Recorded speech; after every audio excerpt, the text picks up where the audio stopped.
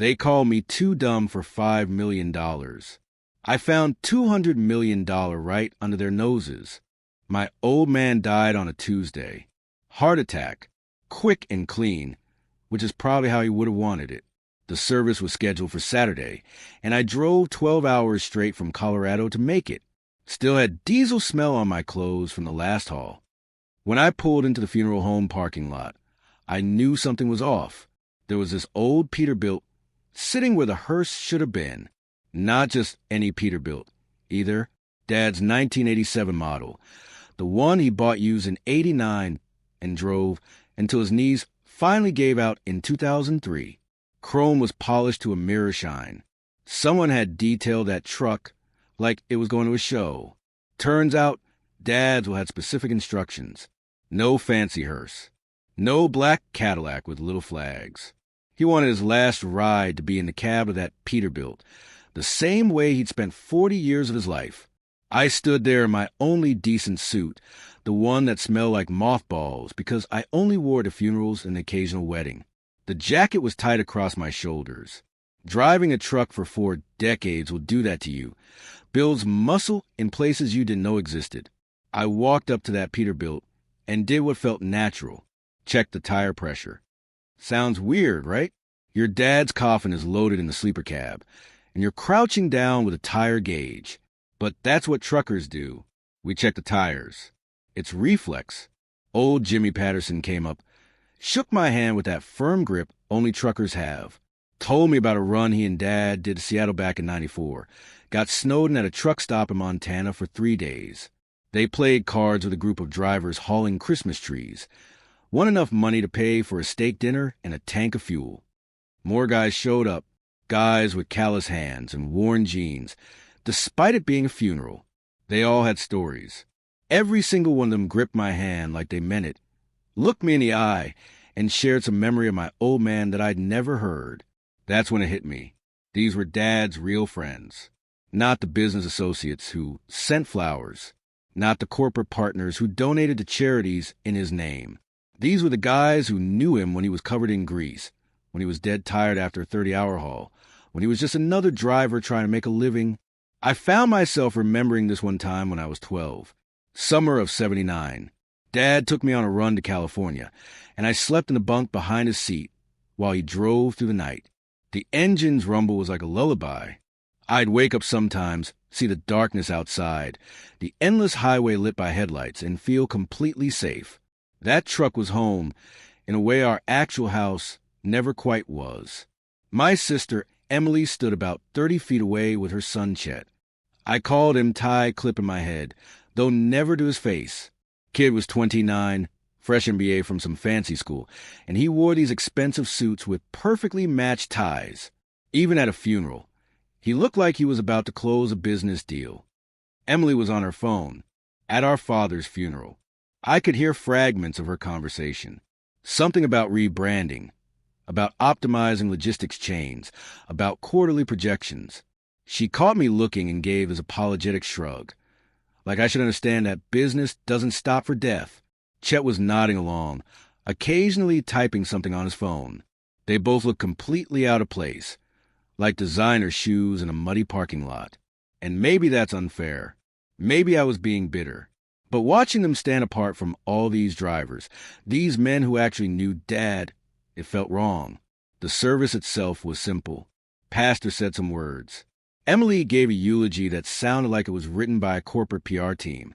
Talked about Dad's business acumen, his forward-thinking strategies, his legacy of innovation. All true, I guess. But she didn't mention the time he stopped to help a stranded driver in Wyoming during a blizzard, or how he always had a thermos of coffee to share truck stops, or how he knew every good diner between Maine and Texas. I didn't speak. Couldn't trust myself to get through it. After they lowered him into the ground, I stayed behind, watched the workers fill in the dirt. One of them recognized me, said Dad had given him his first driving job back in the '90s. We stood there in silence for a while, just watching. A week later, I got the call from Mr. Haynes, the family lawyer. Come in for the will reading. Bring a pen. Haynes had been our family lawyer since before I was born. He taught me how to fish when I was 8, took me and Dad out to this lake in Pennsylvania. Caught my first base that day. Haynes was the one who helped Dad start Connolly and Son Logistics back in 1985, drew up all the incorporation papers, made sure everything was legal and proper. So when I walked into his office that following Tuesday, I expected something straightforward. Dad was a simple guy. He'd probably split things down the middle between me and Emily, maybe leave some money to a charity or two. The office hadn't changed much since I was a kid. Same with paneling. Same leather chairs at Creek when you sat down. Same smell of old books and furniture polish. Haynes was behind his desk, looking older than I remembered. Gray hair, deeper wrinkles, but same kind eyes. Emily and Chet were already there, sitting on the right side of the room. I took the left. On the table was his crystal water pitcher, the kind you see in fancy restaurants, and next to it was a stack of papers that looked thicker than the Bible. Legal documents, bound with those brass fasteners that lawyers love. Haynes cleared his throat and gave me this look. Paternal. Concerned. The kind of look that should have made me feel better, but somehow didn't. He told me that Dad had been worried about me. Now, let me pause here. That phrase, worried about me, should have been my first warning. I'd been driving trucks for 40 years. Started when I was 18, right after high school. Did 2 tours in Vietnam first, came back, and the only thing that made sense was a road. The endless highway, the independence, the rhythm of it all. I'd built a good life. Owned my truck outright, had money saved, stayed healthy. What was there to worry about? But Haynes kept going. He explained that Dad's will included a choice for me. Option 1. I could receive my share of the company, about $5 million in stock value, but it would be placed in a trust managed by Chet. The reasoning, according to these papers Haynes was reading, was that I was a man of the road, not a man of numbers. I didn't have experience with corporate management, with quarterly reports, with shareholder meetings. The trust would protect me from making poor financial decisions, ensure I had steady income without the stress of business operations. Option 2, I could take what Dad called my special inheritance, a piece of land in West Texas, 160 acres of nothing, according to the property assessment, appraised value of $50,000. The land came with an old trailer, a water well that probably didn't work, and a view of absolutely nothing but dirt and sky. Haynes put his hand on my shoulder. The gesture felt rehearsed. He told me he'd known me since I was a boy, that I was a man of the road, not boardrooms, that Dad wanted me to have a place where I could finally breathe, where I could escape all the stress and paperwork and corporate nonsense, that these legal documents, all these contracts and bylaws and shareholder agreements, they were a cage. But that land, that was freedom. That was Dad's final gift, protected me from a world I was never built for. Here's the thing about poison. Sometimes it comes in a medicine bottle. Sometimes it's delivered with a smile and a hand on your shoulder. Sometimes it's wrapped up as protection, as love, as concern for your well-being. I stared at those papers, at the maps showing this land in Texas, at the photographs of a rusted-out trailer that looked like it had seen better days in the 1970s. Something felt wrong, but I couldn't put my finger on it. Emily must have seen me hesitating because she stood up and asked if she could talk to me privately. Haynes nodded, said we could use the conference room next door. The conference room had these big windows overlooking the parking lot. Emily stood with her back to them, arms crossed. Chet stayed in the other room, probably checking his stocks or whatever it is people like him do. What Emily said next, I remember word for word, not because I recorded it, because some things burn themselves into your memory. She told me to listen carefully. That Dad had built Connolly and Son Logistics from nothing, from a single truck and a dream that was now worth over $30 million, employed 200 people, ran a fleet of 80 trucks across 48 states. That this wasn't some small operation anymore. The world had changed. Trucking had changed. You needed people with MBAs now, people who understood supply chain optimization, people who could analyze data and predict market trends. Then she said it, the part that really cut deep. She told me I'd been turning the same steering wheel for 40 years, that I was their sentimental connection to the past. But the past doesn't pay the bills. That while I was a great driver, maybe even the best they'd ever had, driving wasn't managing. That I should take the land, think about Dad, remember the good times, and not get in the way of people who actually knew how to run a modern business. I want you to understand something. This wasn't some angry outburst. Emily wasn't yelling. Her voice was calm, measured, almost kind, like she was explaining something to a child, like she was doing me a favor by being so honest. That's what made it worse. If she'd been angry, if she'd been cruel, I could have fought back. But this was clinical. This was a professional execution. This was my sister telling me that everything I had dedicated my life to meant nothing in the grand scheme of their business. Chet wasn't my nephew in that moment. He was a replacement, a better version, the version with the right credentials, the right education, the right way of thinking. I stood there looking out that window, watching cars drive by, normal people living normal lives, and I felt something break inside me. Not dramatically, not like in movies where someone falls to their knees. Just this quiet crack, like wood splitting. I walked back into Haynes's office, picked up the pen. My hand was steady. Funny how that works. Your whole world can be falling apart, and your hand doesn't shake. The pen felt heavier than any wrench I'd ever held, heavier than any load I'd ever secured. I signed next to the little red tabs, marking where I needed to sign, one after another. Initial here, signature there, date this, witness that. Chet smiled. Small smile, barely visible, but I saw it. He extended his hand for a handshake.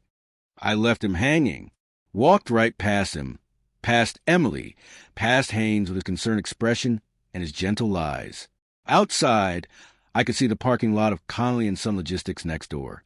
Some worker was up on a ladder, removing the old sign, the one that had hung there since 1985. Connolly and Son Logistics, with the little road graphic and the vintage truck design Dad had been so proud of. They were taking it down. I got in my Ford F-150. Bought it used in 2010, had 200,000 miles on it, ran like a dream because I maintained it myself. Started the engine and pulled out of that parking lot, watched everything disappear in my rear view mirror. Ahead of me was Interstate 40 West, and at the end of that road, somewhere in West Texas, was 160 acres of dirt, a trailer that probably had rats, and absolutely nothing else. Dad used to say something when I was a kid, back when I complained about hauling an empty trailer. He'd tell me the heaviest load isn't the full one. It's the empty one, because emptiness weighs on your soul in a way cargo never can. I understood what he meant now. I'd spent 40 years hauling freight across this country, pulled everything from steel beams to furniture, from electronics to food supplies. Never once felt like I was carrying nothing. But driving away from that office, heading toward that empty piece of land with that empty trailer waiting for me, that was the heaviest haul of my life. Because I wasn't just empty. I was the empty trailer. I was the thing with nothing left inside, rolling down the highway toward nowhere. The drive took 16 hours. I stopped once for gas and a bad cup of coffee at some truck stop outside Amarillo. Didn't sleep. Didn't eat. Just drove. West Texas looks like the surface of Mars if Mars was slightly more depressing. Flat, brown, endless. The kind of place where you can see for miles, and there's nothing worth seeing. Occasional mesquite trees twisted like they were trying to escape the ground. Dirt roads leading to more dirt. The GPS took me off the highway, down a county road, then down what could generously be called a path. My truck bounced over ruts and rocks. No mailbox. No sign. Just an opening in a barbed wire fence that sagged like it had given up decades ago. And there it was, my inheritance. The trailer was a 1970s model, one of those single wides that people used to think were temporary housing until they became permanent. Rust had claimed most of the skirting. The windows were covered with aluminum foil on the inside, probably to keep out the heat. The door hung crooked on its hinges. There was a propane tank, empty by the look of it. A satellite dish from the 1980s pointed at the sky, like a prayer that was never answered. And everywhere, just everywhere, was dirt. Brown, dry, lifeless dirt. I turned off the engine. Silence hit me like a physical thing. Out here, there was no traffic noise, No distant sirens. No hum of civilization. Just wind.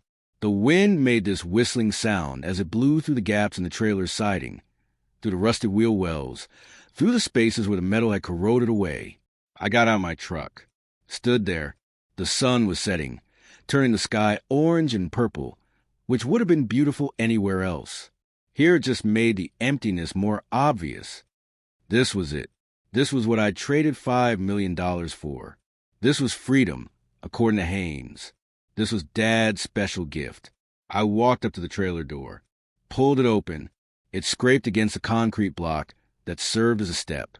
Inside smelled like dust and mouse droppings and time. And I was alone, completely, utterly alone. The wind picked up, making that whistling sound louder, like the land itself was mocking me. I stood in the doorway of that rusted trailer and realized that everything I'd built, everything I'd worked for, every mile I'd driven, and every load I'd delivered had led me here. To nothing, to nowhere, to the end of the road. 3 months later, I was on my knees in the dirt, trying to fix a water pump that had given up on life sometime during the previous decade. The pump was older than most people's cars, held together with wire, duct tape, and what I can only describe as spite. I'd already stripped 2 bolts trying to get the housing open, and my knuckles were bleeding from where I'd slipped with a wrench. The Texas sun beat down like it had a personal grudge against me specifically. My savings account had dwindled to about $800, maybe less. I'd stopped checking because knowing the exact number just made it worse. Breakfast was canned beans.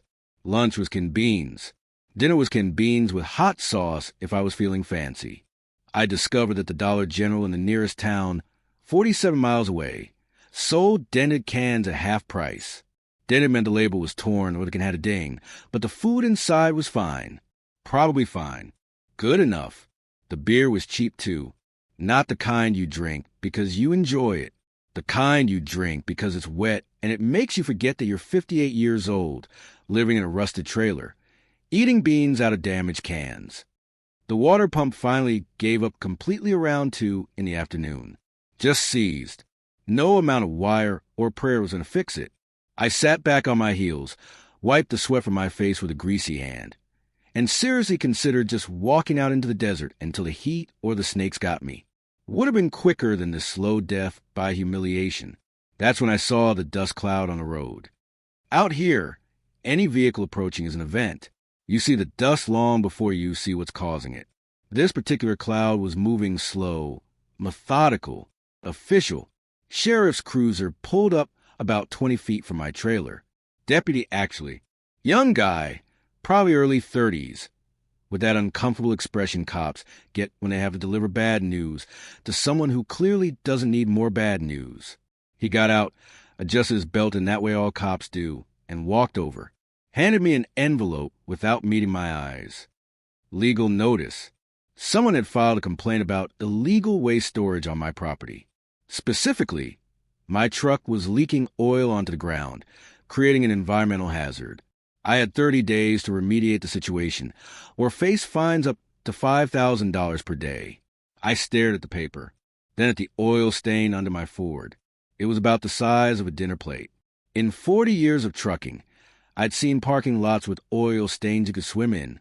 The deputy shuffled his feet, told me he was sorry, but he had to serve the notice. Asked if I understood my rights and responsibilities as outlined in the document. I looked at him, then at the oil stain, then back at him, told him that oil stain counted as waste. Then my truck was a piece of modern art, called it tears of a V8 engine. Asked him if he thought it would sell at a gallery in Austin. He almost smiled. Almost. Then he got back in his cruiser and drove away, leaving me with a $5,000 per day problem and exactly $0 to solve it. That evening, I pulled out the legal notice again. Read it more carefully this time. The complaint had been filed by a law firm, not just any law firm, the same one that represented Connolly and Son Logistics, Chet's firm. They weren't done with me. Kicking me out of the company wasn't enough. They wanted me gone from the land too, wanted me to have nothing, to be nothing.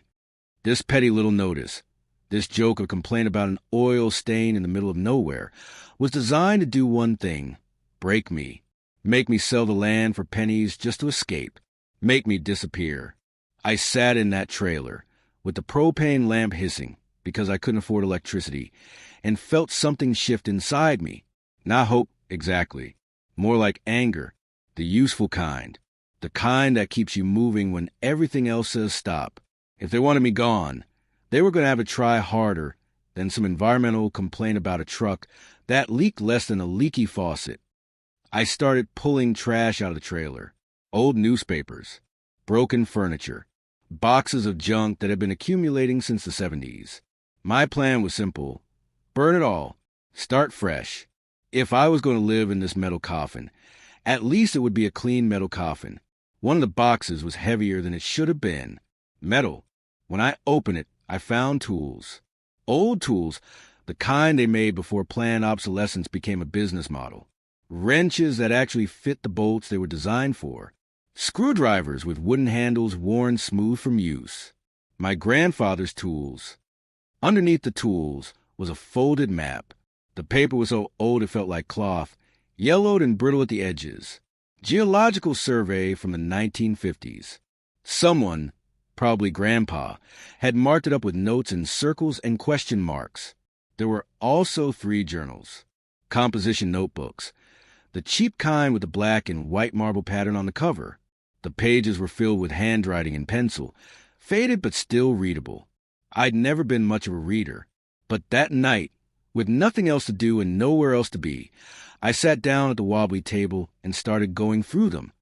The journals were basically Grandpa's work logs. He'd been a wildcatter back in the 50s and 60s, drilling test wells for oil companies. Most of the entries were boring. Depths, formations, drilling times. The kind of technical stuff that would put most people to sleep, but every now and then he'd write something personal.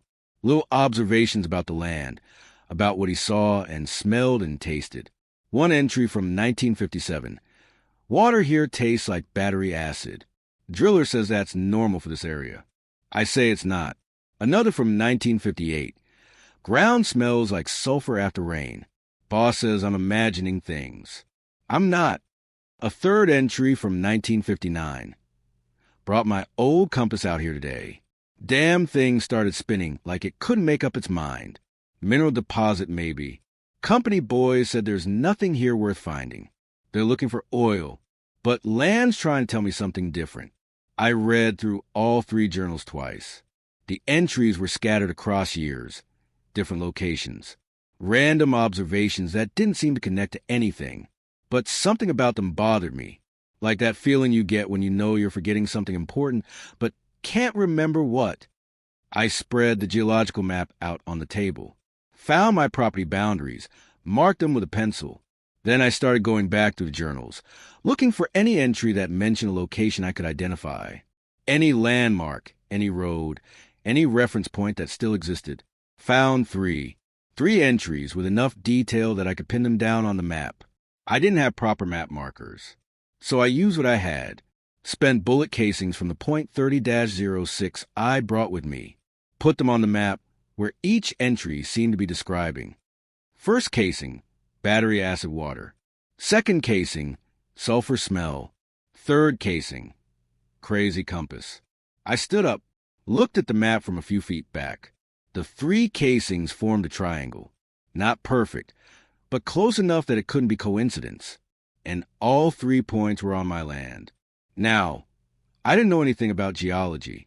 Couldn't tell you the difference between shale and sandstone if my life depended on it. Never heard the word lithium outside of batteries in a hardware store. But I'd spent 40 years reading signs on a highway. Exit markers, warning signs, mile markers. You learn to recognize patterns. Learn to see when things line up in ways that mean something. This was a pattern. These weren't random observations scattered across West Texas. These were markers. Road signs pointing to something specific. Something Grandpa had noticed but didn't understand. Something the oil companies had missed because they were looking for the wrong thing. I stared at that triangle for a long time. The propane lamp flickered, throwing shadows across the map. In trucking, we have this saying, if 3 things break on the same truck in the same week, it's not bad luck. It's a message. The truck is trying to tell you something. The land was trying to tell me something. I just needed to figure out what. The next morning, I dug through my old address book. The pages were stained with coffee and grease, held together with rubber bands. Found the number I was looking for. Vernon Hayes. We'd served together in Vietnam. He'd been a combat engineer, the guy who could build a bridge or blow one up depending on what the day required. After the war, he'd gone into drilling. Last I heard, he was running a small operation out of New Mexico. The phone rang 6 times before he picked up. His voice was older, rougher, but still Vernon. I told him who I was. There was a pause. Then he laughed and asked if I was calling to return the $20 I'd borrowed in Saigon in 1971. We caught up for a few minutes, the kind of surface-level catching up that old soldiers do, carefully avoiding the things that still wake us up at 3 in the morning. Then I told him why I was really calling. His response was about what I expected. He asked if I'd found a treasure map, wanted to know if I had a parrot on my shoulder and an eye patch. But I didn't ask him for money, didn't try to sell him on some wild scheme. I just reminded him about Saigon, about the time the generator broke during the rainy season, and I'd fixed it using a fork and some wire because we didn't have the right parts. Told him I needed one favor, 24 hours, just one day. I had a puzzle I couldn't ignore, even if I didn't know the answer yet. If my fork solution didn't work this time, I'd never bother him again. There was a long silence on the other end of the line. Then Vernon told me he'd be there in 3 days. Said he must be getting soft in his old age. Told me I'd better have beer, even if it was cheap beer. I hung up and stared at that map again, at the triangle formed by 3 bullet casings, at my grandfather's faded handwriting describing things he saw but couldn't explain. Maybe I was crazy. Maybe I was so desperate that I was seeing patterns that didn't exist, like seeing faces in clouds. But desperation has a way of sharpening your senses. When you've got nothing left to lose, you start noticing things you missed before. Vernon showed up on a Thursday with a drilling rig that looked almost as old as my trailer. The truck hauling it was held together with welds and hope. He climbed out, stretched his back, and looked around at the emptiness. Asked me if I'd picked this location specifically for the scenic views, or if I just spun a globe and pointed at the most depressing spot I could find. I told him West Texas won the lottery fair and square. He'd brought someone with him.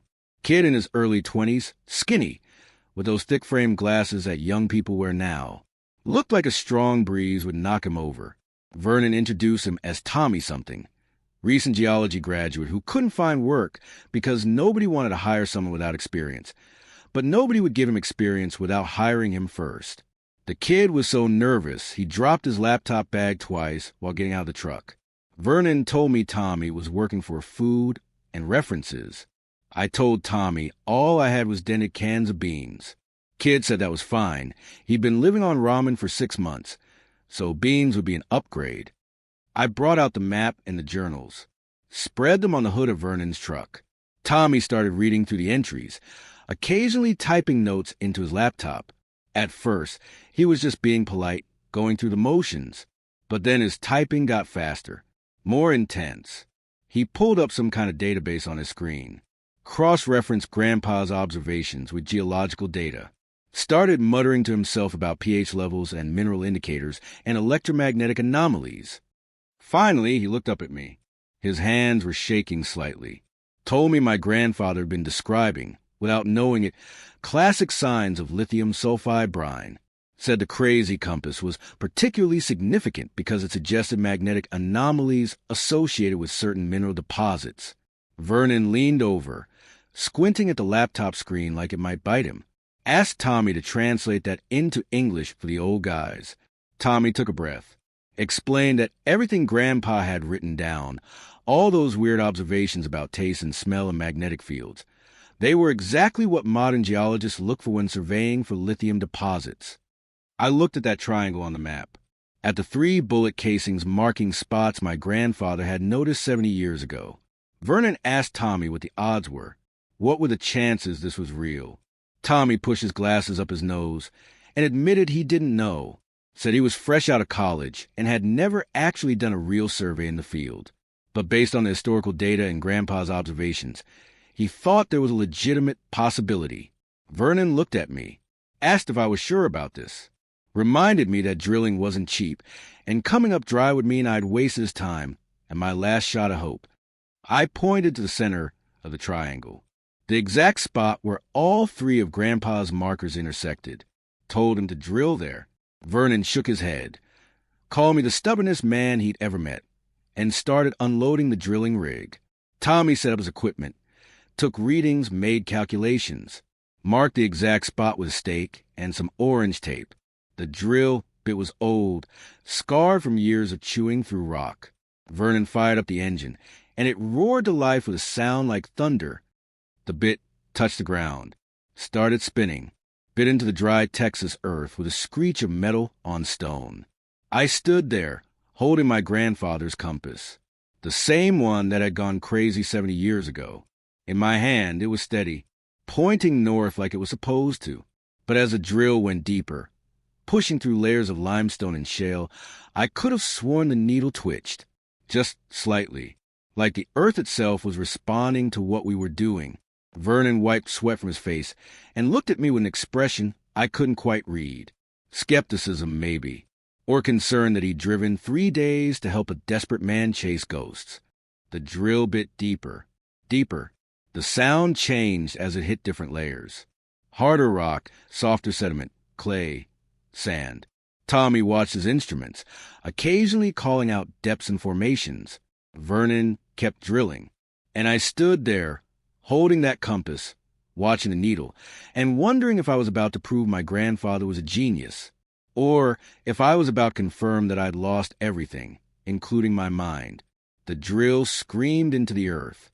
The sound echoed across the empty desert, and somewhere deep below, past the surface layer of disappointment and desperation, past the rock and stone and sand, the land held its secrets close, waiting to see if we were worthy of knowing them.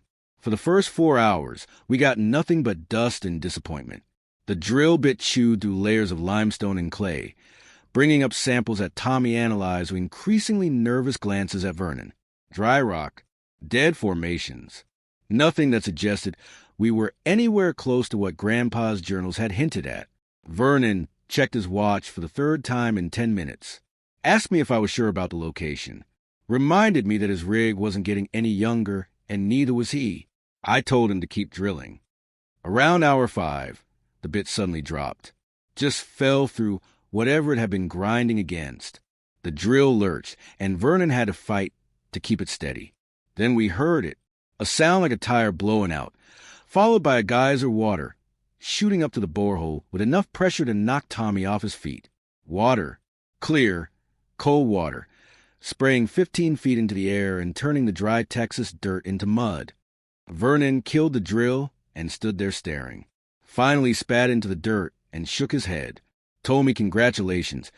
We'd found water in the desert. Said maybe I could sell it to tourists in little bottles with pictures of cacti on them.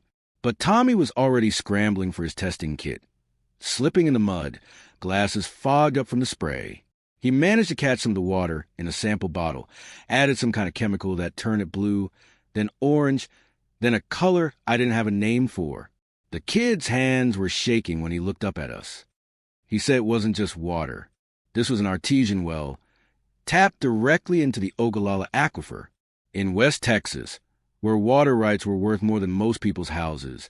We just hit the equivalent of a lottery jackpot. Vernon looked at me, then at the fountain of water still spraying into the desert air, then back at me, asked if I'd planned this or if I was just the luckiest desperate man in Texas. I didn't have an answer. I was too busy watching that water, clear as glass, pouring out of ground that shouldn't have given up anything except dust and regret. Tommy was practically vibrating with excitement now. He told us to wait, that he needed to test the brine. Apparently water this deep often carried dissolved minerals, and based on Grandpa's notes about the battery acid taste, he had a hypothesis. He ran back to Vernon's truck, grabbed more equipment, set up what looked like a miniature chemistry lab in the mud. Vernon and I stood there, both of us thinking the same thing, but neither willing to say it out loud. We'd come looking for something valuable. We'd found water. That was good, better than nothing. But water wasn't going to change my life. Not really. Tommy's laptop beeped. He stared at the screen, blinked, checked his readings again, typed something frantically, looked at the screen again like it might be lying to him. When he finally looked up at us, his face had gone pale. He said we hadn't just found water. The brine analysis showed lithium concentrations that were off the charts. This wasn't just a water source. This was one of the richest lithium deposits in the country, dissolved in the aquifer water, ready to be extracted. I didn't understand what that meant. Not really. Tommy had to explain it like I was 5 years old. Lithium, white gold, the stuff they use in batteries for electric cars, phones, laptops, everything that runs on rechargeable power. The stuff that half the tech companies in the world were scrambling to secure supply chains for. The stuff that countries went to war over. And I was standing on top of what Tommy estimated to be somewhere between $150 and $200 million worth of it. Vernon let out a laugh that sounded more like a cough. Told me I'd gone from broke and desperate to potentially richer than everyone in 3 counties combined. I looked at that fountain of water, still spraying into the air, catching the sunlight and throwing rainbows across the desert. Looked at the mud forming around our feet, the first real moisture this land had probably seen in months. Then I looked at Vernon and told him I guessed tourists would have to buy their water from somewhere else. Maybe we'd call it Connolly's Tears of Joy. He told me I had a terrible sense of humor for a millionaire. The news spread faster than a brush fire in August. I don't know how word got out so quick. Maybe Tommy told someone. Maybe Vernon mentioned it at a bar. Maybe the water company that did the official say couldn't keep their mouths shut. Doesn't matter. Within a week, every news outlet in Texas was running stories about the broke trucker who'd struck it rich. My phone, which hadn't rung in months except for bill collectors, suddenly wouldn't stop buzzing. Reporters, lawyers, investment companies, people claiming to be distant cousins I'd never heard of. And then Emily called. I almost didn't answer. Saw her name on the screen, and felt that old anger rise up like bile. But curiosity won out. I wanted to hear what she'd say. Wanted to know how she'd spin this. Her voice was tight, professional. She congratulated me on my discovery, said she was happy for me. Every word sounded like it was being pulled out of her with pliers. Then she told me we needed to talk, face to face. Official business regarding Dad's estate. 2 days later, I got served with legal papers. Again. But this time it wasn't some petty environmental complaint. This was serious. This was Emily, Chet, and their army of lawyers coming at me with everything they had. The lawsuit claimed mutual mistake. Said that when the will was written and when I'd signed the papers, everyone involved believed the land was worthless. Nobody knew about the water or the lithium. The deal had been made under fundamentally wrong assumptions about what was being transferred. They wanted the land deal voided, wanted everything put back into Dad's estate for proper distribution. Their lawyer was Haynes. Of course it was. I read through the filing 3 times, trying to make sense of the legal language.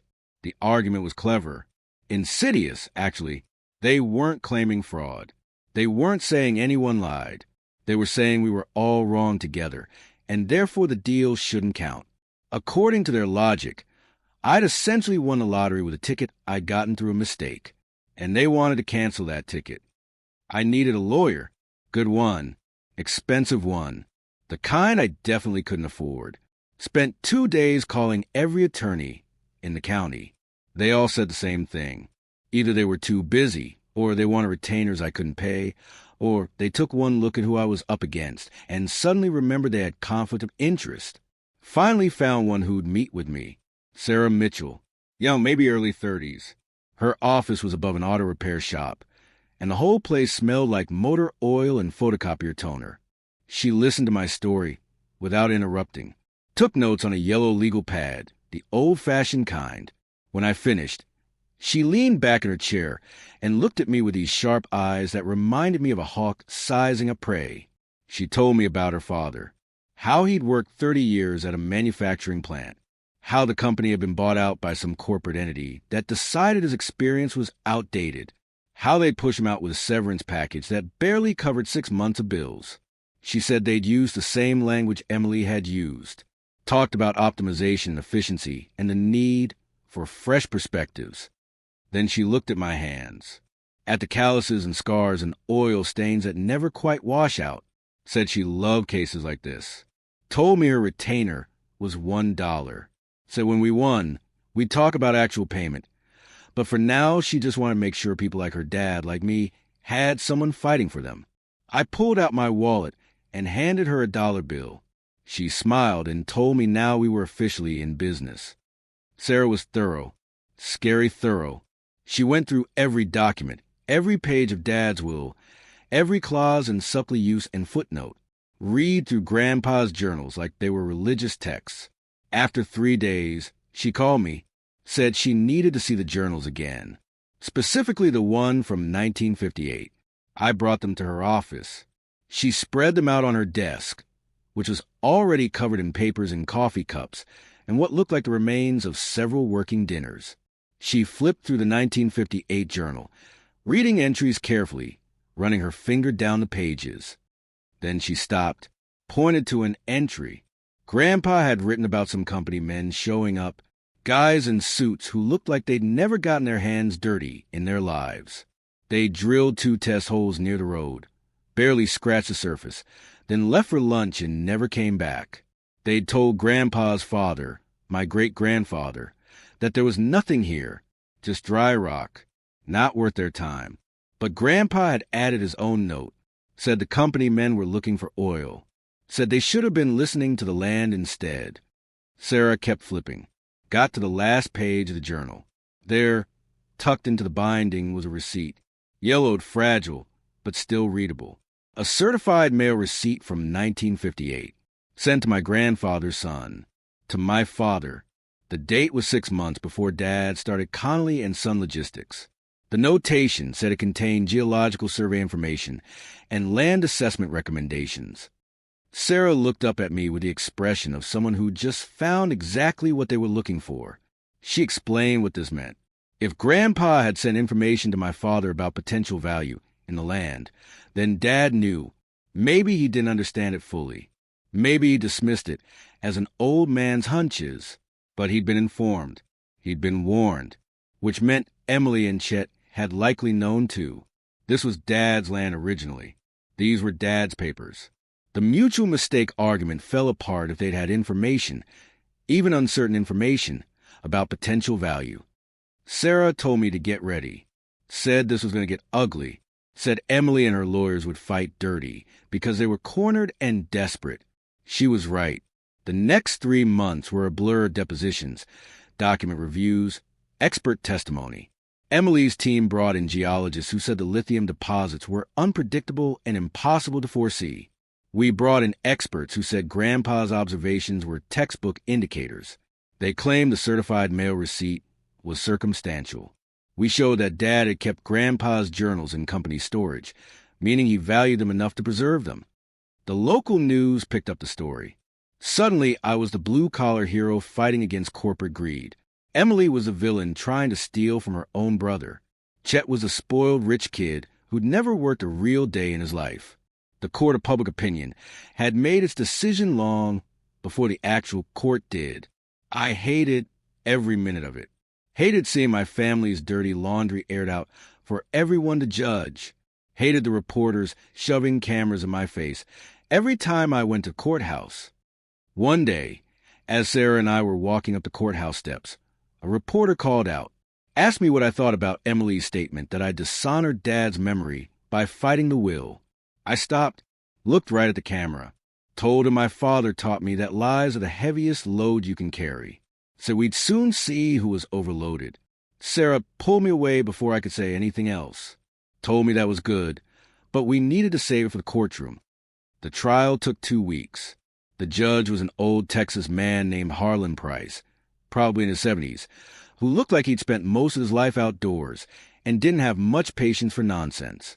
He listened to Emily's lawyers talk about market values and geological surveys and the unpredictability of mineral deposits, watched them present their case with charts and graphs and expert witnesses in expensive suits. Then he listened to Sarah present our case, watched her show Grandpa's journals. The receipt, the pattern of observations that any working man who paid attention to the land would have noticed. Judge Price took one day to make his decision. He ruled in my favor, said that the journals in the receipt showed that the family had been informed, or should have been informed, about potential value in the land, said that ignorance through willful blindness wasn't the same as genuine mutual mistake. Then he added something that made the local papers quote him for weeks. He said that sometimes wisdom written by a callous hand was worth more than any report printed on expensive paper. The land was mine. The water was mine. The lithium was mine. Emily and Chet walked out of that courtroom, looking like they'd been hit by a truck. Haynes tried to maintain his professional composure, but even he looked defeated.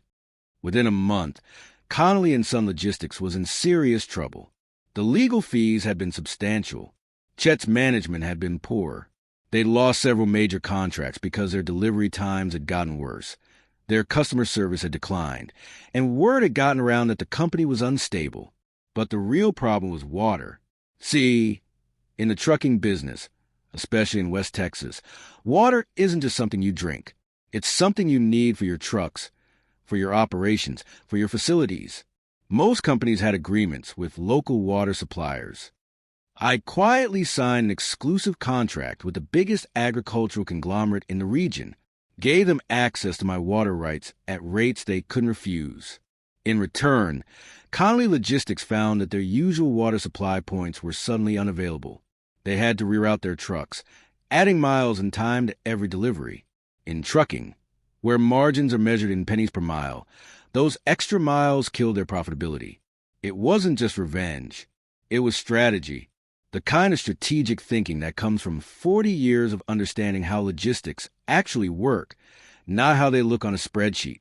6 months after the trial, Emily called me again. This time her voice was different. No professional polish. No corporate speak. Just exhaustion and desperation. She asked if she could come see me. Needed to talk. Face to face. I told her where to find me. They showed up on a Saturday.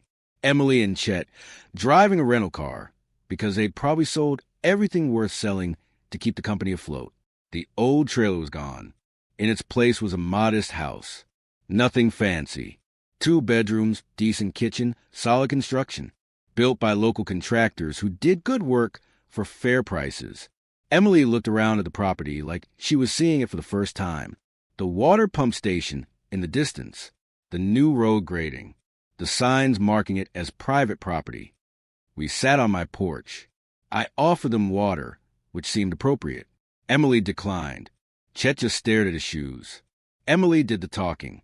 Said the company was about to go under. Said they'd tried everything to save it. Said she knew I had no reason to help them, but she was asking anyway. She wasn't asking for money. She was asking for an easement, a right-of-way across my land to access a water station that would save their routes, would save the company. I drank my coffee, let the silence stretch out, watched the truck drive past on the highway in the distance, the sun glinting off its chrome. Finally told them no. No easement. Emily's face crumbled. Chet looked like he might actually cry. Then I told him I had a better offer. I'd buy Connolly & Son Logistics for $1.